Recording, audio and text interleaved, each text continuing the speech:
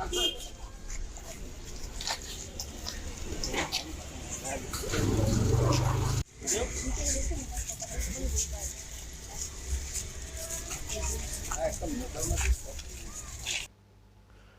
दोस्तों, क्या आप कल्पना कर सकते हैं कि किसी गर्भवती महिला के साथ सामूहिक दुराचार किया गया हो और उसके परिवार के कई लोगों को निर्दयता से मार दिया गया हो तो उस महिला पर क्या गुजरी होगी। आज बात करेंगे बिल्किस बानो मामले पर, जिसकी कहानी आप सुनेंगे तो रूह कांप जाएगी। दोस्तों, जैसा कि आप जानते हैं कि बिल्किस बानो गैंगरेप मामले के 11 दोषियों की सज़ा गुजरात सरकार ने माफ़ कर दी थी। इसके बाद सरकार के इस फैसले को सुप्रीम कोर्ट में भी चुनौती दी गई, जहां राज्य सरकार से सवाल करते हुए शीर्ष अदालत ने उसका फैसला पलट दिया।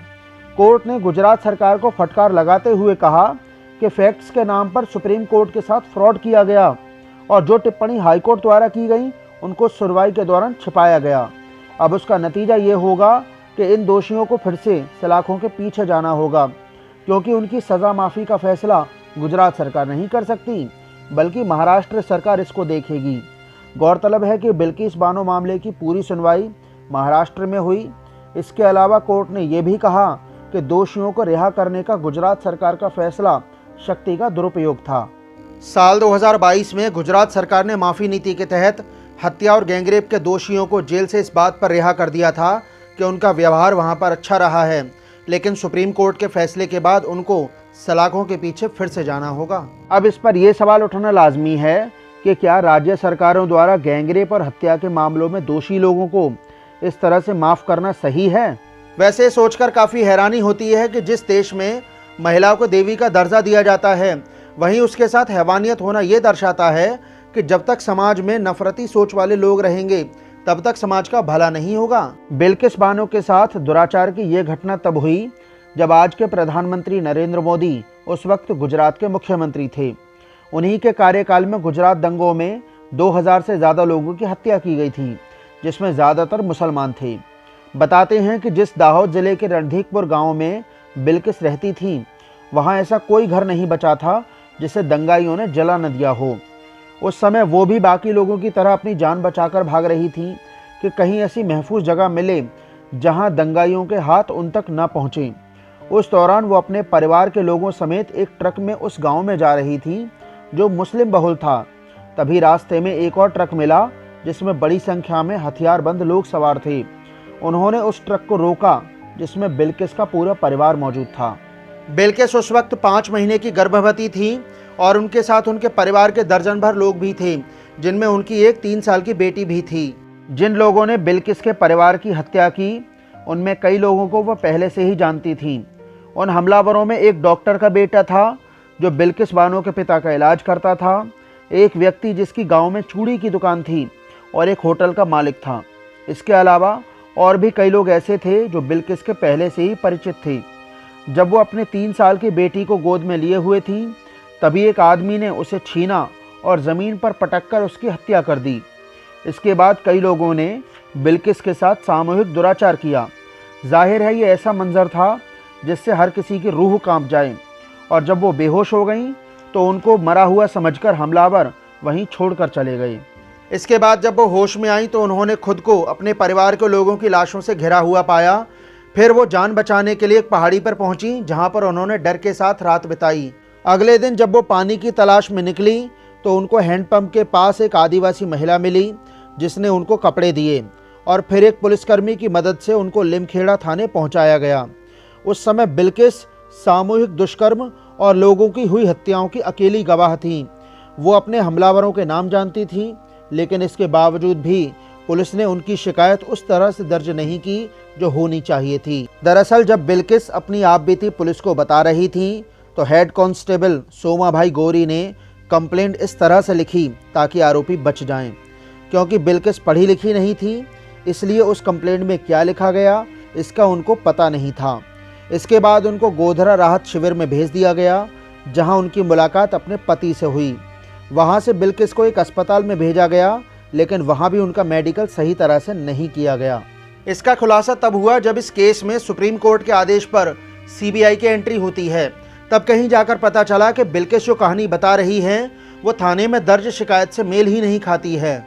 इस मामले में गुजरात पुलिस ने लापरवाही दिखाते हुए साल 2002 में कहा था कि इस केस को बंद कर देना चाहिए क्योंकि वो अपराधियों को ढूंढ नहीं पाई है। और जब ये केस गुजरात पुलिस से सीबीआई को सौंपा गया तो उस वक्त इसकी तफ्तीश डीएसपी केएन सिन्हा के द्वारा की जा रही थी। जब जांच आगे बढ़ी तो पाया गया कि जहां बिल्किस के परिजनों को दफनाया गया वहां से शरीर की हड्डियां तो मिली, लेकिन उनके सिर कटे हुए थे ताकि जांच को भटकाया जा सके। अब आप कल्पना कर सकते हैं कि वो मंजर बिल्किस के लिए कितना भयावह रहा होगा। इस मामले में सीबीआई ने 18 लोगों को दोषी पाया, जिनमें 5 पुलिसकर्मी समेत 2 डॉक्टर भी शामिल थे, जिन पर आरोपियों की मदद करने के लिए सबूतों से छेड़छाड़ करने का आरोप लगा था। उस वक्त ऐसा लगा मानो पूरा सिस्टम अपराधियों को बचाने की साजिश में लगा हुआ था। वैसे इंसाफ की डगर इतनी आसान नहीं थी। बिल्किस को लगातार जान से मारने की धमकियां मिल रही थीं। इसी के चलते उनको 2 साल में अपना घर करीब 20 बार बदलना पड़ा। इस सब को देखते हुए केस को गुजरात से महाराष्ट्र शिफ्ट किया गया ताकि बिल्किस को बचाया जा सके। इसके बाद इस मामले में इंसाफ का पहला चरण जनवरी 2008 में तब आया जब सीबीआई की विशेष अदालत ने 11 लोगों को दोषी पाया। इन पर गर्भवती महिला से रेप, हत्या और गैरकानूनी ढंग से एक जगह इकट्ठा होने का आरोप लगा था। इस तरह इनको उम्र कैद की सज़ा सुनाई जाती है। इसके बाद ये सभी अपराधी बॉम्बे हाईकोर्ट चले जाते हैं, जहां ये केस फिर से पूरी तरह से रिव्यू किया जाता है, लेकिन वहां भी इनकी उम्र कैद की सज़ा को सही ठहराया जाता है। इस तरह इनको हाई कोर्ट से भी कोई राहत नहीं मिली और इसके बाद इन्होंने सुप्रीम कोर्ट का दरवाज़ा खटखटाया, जहां अब जाकर उच्चतम न्यायालय ने भी इनकी उम्र कैद की सज़ा को बरकरार रखा है। इसका मतलब ये है कि इन लोगों ने ही इस अपराध को अंजाम दिया है। वैसे ये कितना अजीब है कि जिस देश के प्रधानमंत्री लाल किले से महिलाओं के गौरव की बात करते हैं, जबकि उसी देश में महिलाओं के साथ जघन्य अपराध किए जाते हैं। किसी न किसी कारण से हमारे अंदर एक ऐसी विकृति आई है, हमारी बोलचाल में, हमारे व्यवहार में, हमारे कुछ शब्दों में हम नारी का अपमान करते हैं।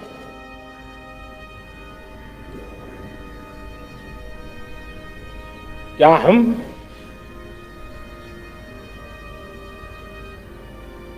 स्वभाव से, संस्कार से, रोजमर्रा की जिंदगी में नारी को अपमानित करने वाली हर बात से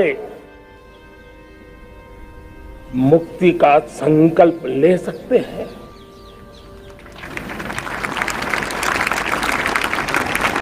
जिस दिन प्रधानमंत्री ने ये कहा उसी 15 अगस्त को उन 11 दोषियों को जेल से रिहा कर दिया गया और उनका माला पहनाकर इस तरह से स्वागत किया गया जो किसी को भी अटपटा लग सकता है। इस पर यह सवाल भी पूछना लाजमी है कि क्या नारी का सम्मान यही है? ये राष्ट्र के लिए कितनी शर्म की बात है कि कोई अपराधी अगर हिंदू हैं तो उनका माला पहनाकर और मिठाई खिलाकर स्वागत किया जाए क्योंकि उन्होंने एक मुसलमान महिला के साथ हैवानियत की सारी हदें पार की हैं। बिल्किस बानो के साथ जो ज्यादती हुई उसकी केवल कल्पना ही की जा सकती है कि वो किस त्रासदी से गुजरी हैं। इसलिए ज़रूरी है कि हमें अपने भीतर इंसानियत को जिंदा रखना चाहिए ताकि ऐसी घटनाओं की भर्त्सना की जा सके। अब सुप्रीम कोर्ट का फैसला आ चुका है, जिसके बाद इन दोषियों को फिर से जेल जाना होगा। लेकिन इससे पहले जब इनको जेल से रिहा किया गया तो सत्ता पक्ष की ओर से कई अजीबोगरीब तरीके के बयान सामने आए। उस वक्त गोधरा विधायक CK राहुल जी ने तो यहाँ तक कहा कि कुछ बलात्कारी और हत्यारों में ब्राह्मण थे और ब्राह्मण बहुत संस्कारी होते हैं। ये ऐसा बयान था जिसे सभ्य समाज किसी भी तरह से स्वीकार नहीं कर सकता। इसलिए अब जो फैसला आया है वो स्वागत योग्य है और ऐसे फैसलों से देश के आम नागरिक का अदालत में विश्वास बना रहता है। आज बिल्किस बानो महिलाओं के लिए एक मिसाल हैं कि कैसे अपने हक की लड़ाई लड़ी जाती है और तब भी जब माहौल उनके अनुकूल नहीं था, ऐसे में भी उन्होंने साहस का परिचय दिया। इसलिए आज पूरा देश उनके जज्बे को सलाम कर रहा है। बहुत बहुत शुक्रिया।